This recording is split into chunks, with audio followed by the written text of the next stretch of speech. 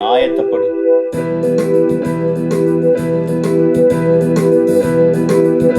உன் பரம தகப்பன் வீட்டுக்கு செல்ல நான் ஆயத்தமாய் காத்திருக்கின்றேன்.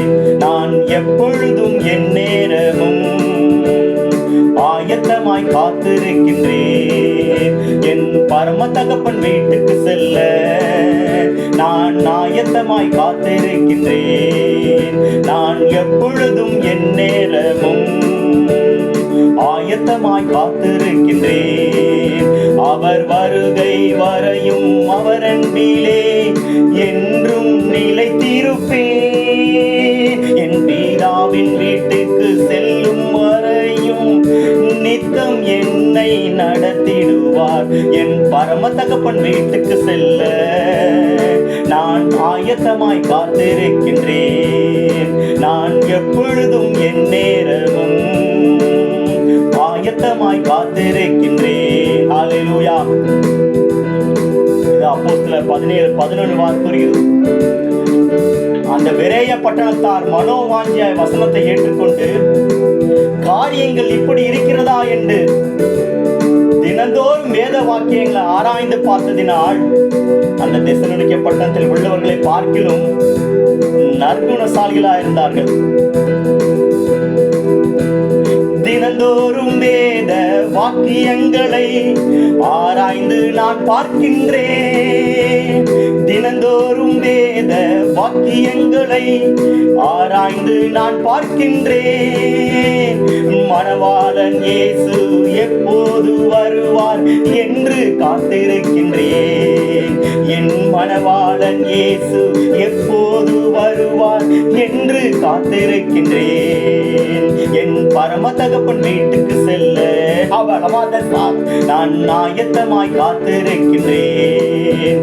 நான் எப்பொழுதும் என் நேரமும் ஆயத்தமாய் காத்திருக்கின்றேன். வருகை வரையும் அவரின் அன்பிலே என்றும் நிலைத்திருப்பேன். என் பிதாவின் வீட்டுக்கு செல்லும் வரையும் நித்தம் என்னை நடத்திடுவார். என் பரம தகப்பன் வீட்டுக்கு செல்ல நான் ஆயத்தமாய் காத்திருக்கின்றேன்.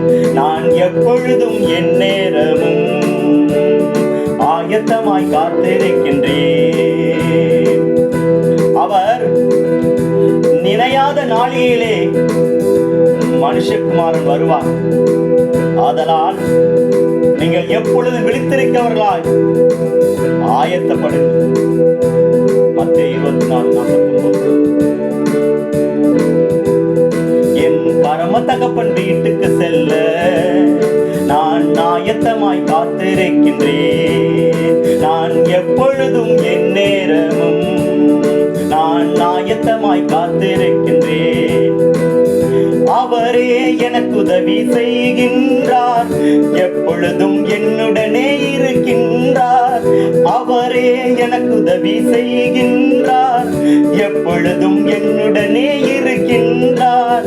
அவர் அன்பில் நான் நாளுக்கு நாள் அவரிடம் நெருங்கி சேருகின்றேன். அவர் அன்பில் நான் நாளுக்கு நாள் அவரிடம் நெருங்கி சேருகின்றேன். என் பரம தகப்பன் வீட்டுக்கு செல்ல நான் ஆயத்தமாய் காத்திருக்கின்றேன். நான் எப்பொழுதும் என் நேரமும் ஆயத்தமாய் காத்திருக்கின்றேன். என் இருதயம் ஆயத்தமாய் இருக்கிறது. தேவனே, என் இருதயம் ஆயத்தமாய் இருக்கிறது.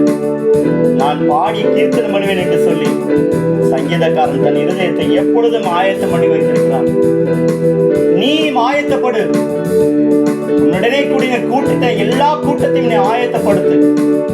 நீ அவர்களுக்கு காவலனாய் என்று சொல்லி எரேமியாவுக்கு எச்சரிக்கிறார்.